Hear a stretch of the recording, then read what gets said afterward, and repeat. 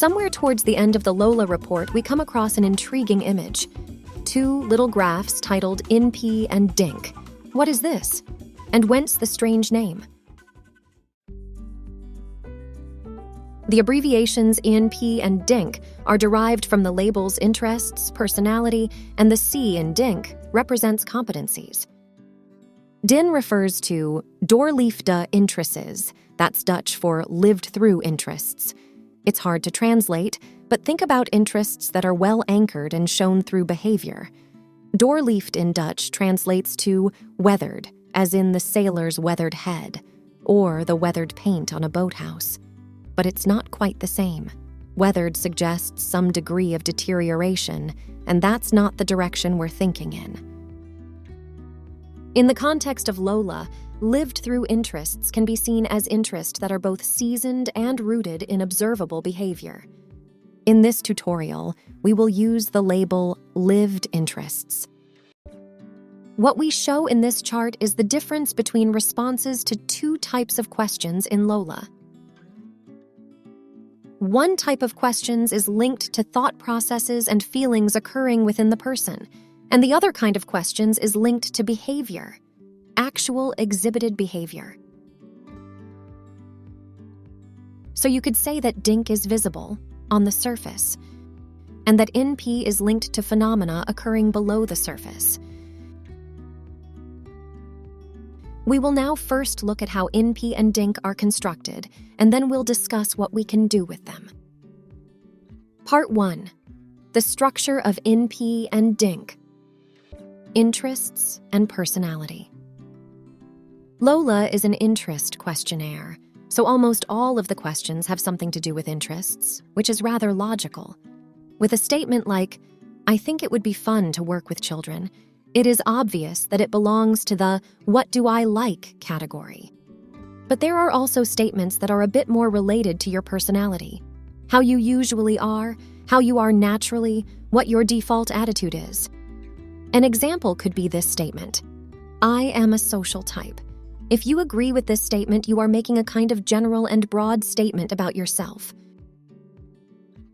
DINC is the second combination of terms.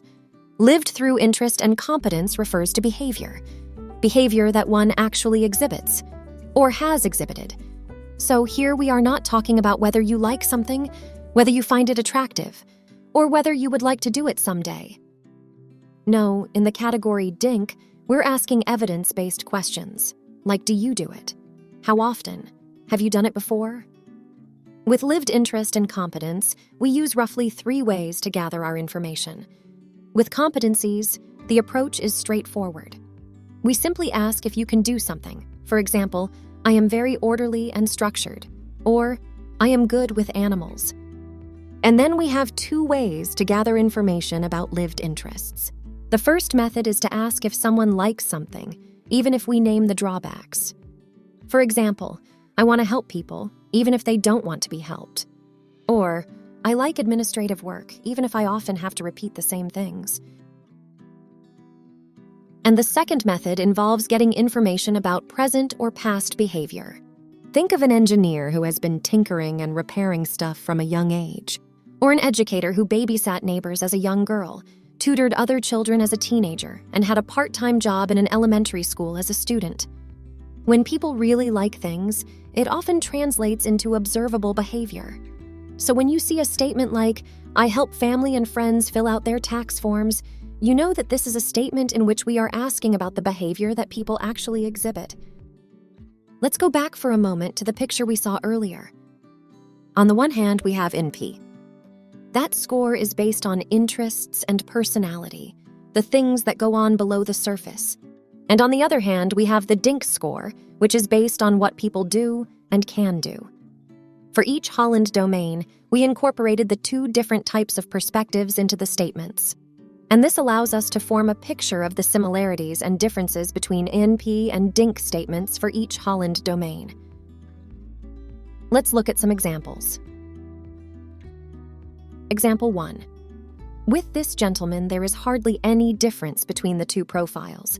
INPE and DINC are in balance, so you could say that his behavior matches nicely with the things he finds interesting.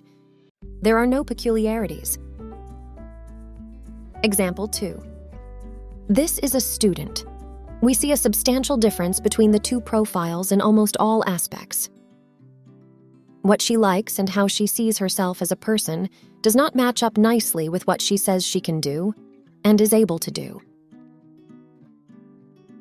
In this case, the counselor takes into account the fact that her self-image may not yet have fully crystallized.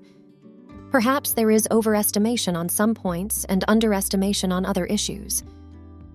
Perhaps she does not yet have a good idea of what certain jobs and sectors entail. We don't know exactly what the explanation is, but what we do know is that it requires further investigation. Example 3. This is a professional in his late 50s. He is a specialist who became a department head 10 years ago. He misses the content, he feels that he is losing his grip on his work and is close to burnout. We see that the graph mainly shows differences between enterprising and investigative. With enterprising, it seems that he does it a lot, but no longer feels it suits him. And with investigative, you see the opposite. He would like to do it more, but he doesn't get around to it. Part 3, the final part of this tutorial, is called A Wise Approach to Outcomes.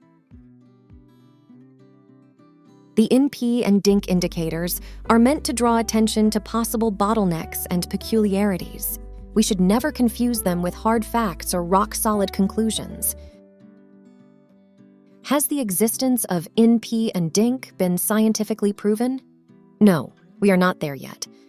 That is because we have made combinations of phenomena that are difficult to define.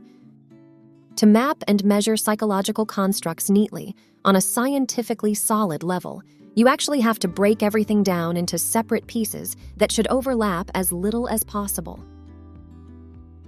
In the case of INPE and DINC, there is overlap and there are all sorts of interrelationships. That's why we give INPE and DINC the status of indicator. An indicator works like an orange warning light in the car. When you see the warning sign light up, you don't yet know what exactly is going on, but your attention has been caught and you know you need to investigate further. You know something important might be going on. An indicator should give an indication, no more and no less. And if you look at it that way, the INPE and DINC indicator is a super effective tool, because if the two graphs have a totally different shape, that's a real attention grabber. And that's exactly our intention. In short, the INPE and DINC chart is a useful tool. It offers us a different way of looking at outcomes. An indicator draws attention, prompts thought, and points the way. And that was all I wanted to say about the INPE and DINC indicator. Thanks for your attention. See you next time.